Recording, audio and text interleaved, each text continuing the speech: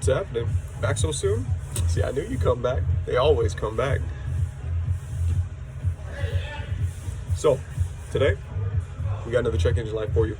Looks like we got some knock sensor issues. Let's flip this camera around so you.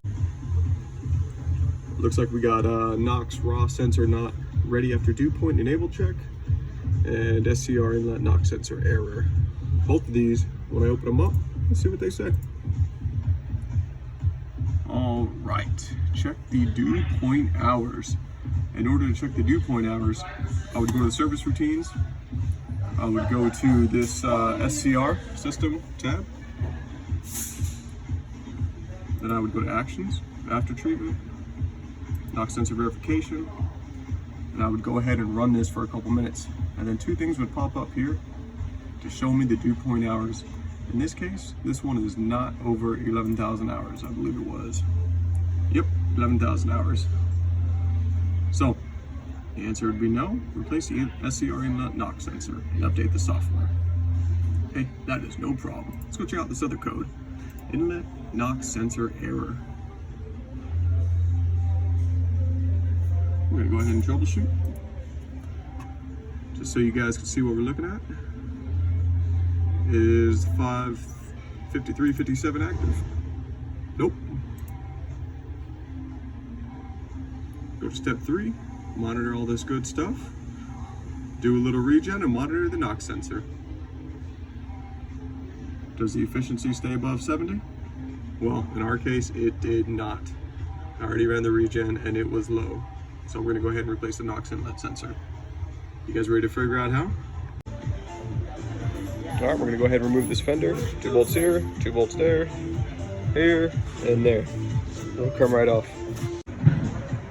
Okay, so here is a clear image of the inlet NOx sensor going in, and here's the actual connector and module.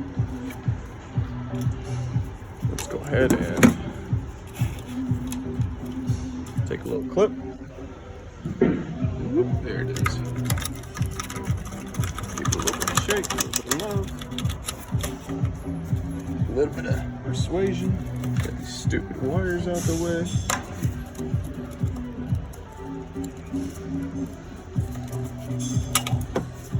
And it comes right off.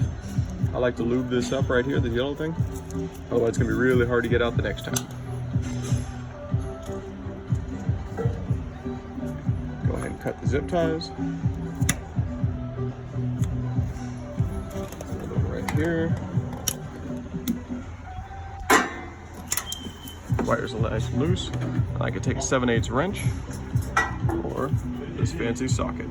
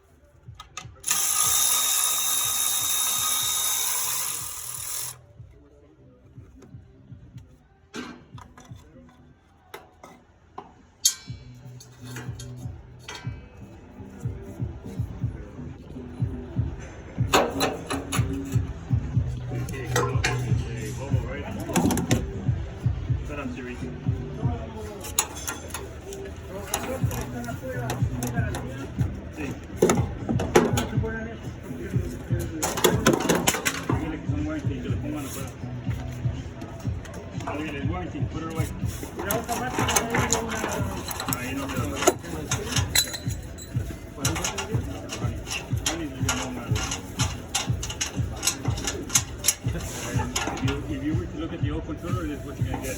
LA816, right? Okay, so we're going to change it, we'll click on it, right? Click on it. Alright, I got the new one here. Make sure you get the right part number, otherwise you can screw everything up.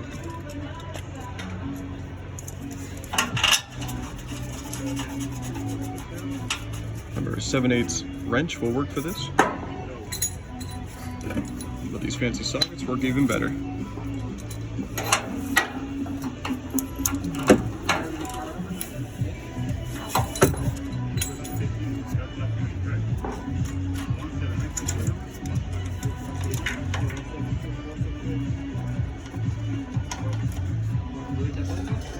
You have to fire the starter up a little bit.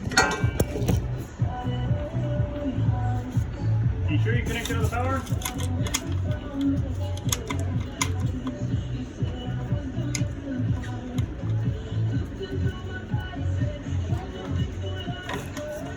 Little tiny bolts in here. There you go, some light. Get that magic Milwaukee in there.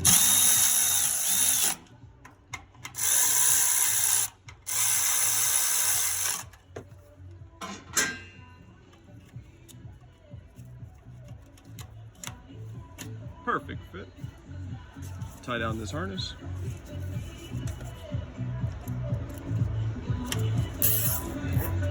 And do not be a jerk. Cut them flush so they don't cut anybody. Because you know, you always got those people.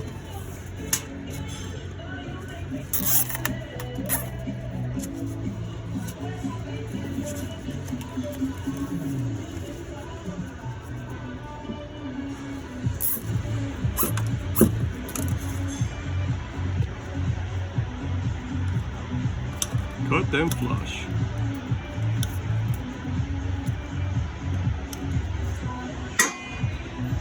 So the only thing left to do is run a regen and watch the outlet knock sensor, make sure it's not drifting too. Don't forget, you see a truck growing grass, that means it's sitting way too long. It is not making the company money. Tell that sucker to get back in his truck, get out there and go make some money. Unacceptable when you have to call a gardener. So that's it. That's all installed. Park it outside, run a regen, watch that knock sensor. Since we replaced the inlet, watch it, make sure it stays around 400. And just make sure it doesn't go spiking up crazy out of nowhere. Watch that outlet, make sure it stays under 30. And if it starts drifting on you, then you know you got DEF buildup or that sensor's not reading right, and it's time to replace it too. Warranty gets you about 2.5 hours. So once again, get to it. See you guys.